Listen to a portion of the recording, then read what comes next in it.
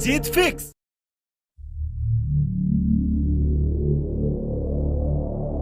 समय के साथ विज्ञान ने बहुत तरक्की की।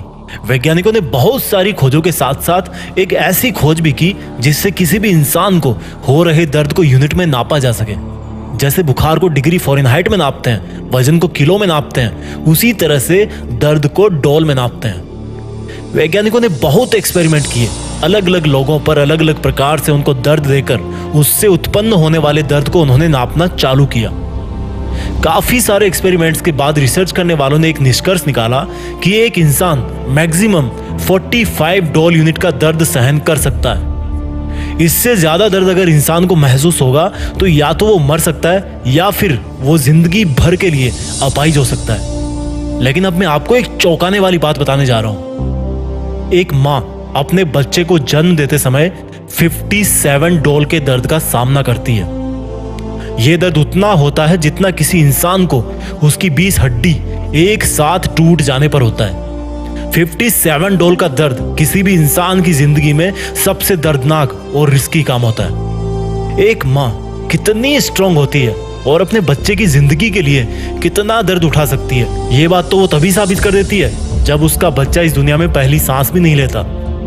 माँ के हाथ में भले चूड़ियां होती है, लेकिन उसकी हिम्मत के बराबर इस दुनिया में आज तक कोई दूसरी हिम्मत पैदा नहीं हुई। साइंस तो ये भी कहती है कि गीली लकड़ियों से आग जलाना बहुत मुश्किल होता है, लेकिन मैंने देखा है मेरी माँ को गीली लकड़ियों से चूल्हा जला के हर मौसम में उस पे मेरे लिए रोटी बनाते हुए। ताजुब होता है रसोई के भारी भरकम धुआं से भी अपने बच्चों के सपनों को कितना साफ साफ देख लेती है माँ।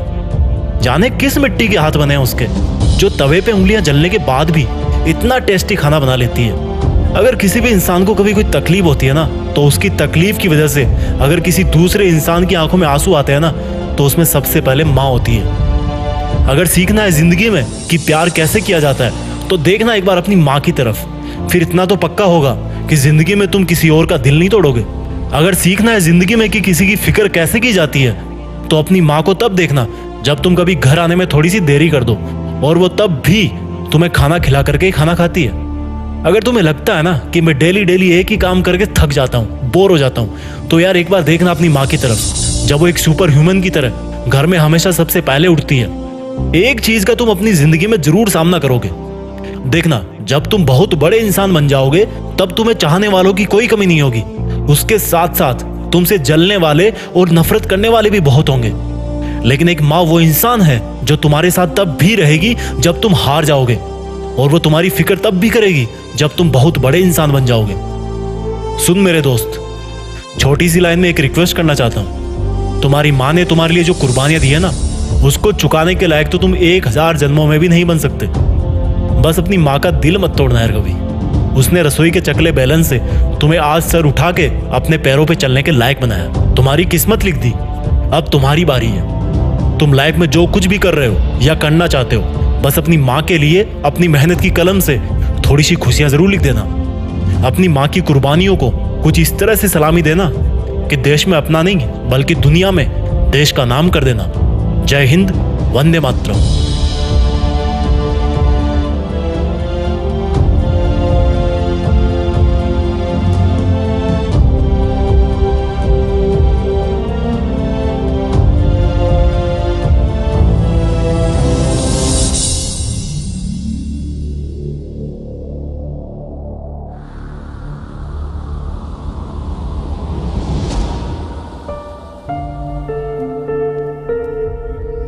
जीत फिक्स।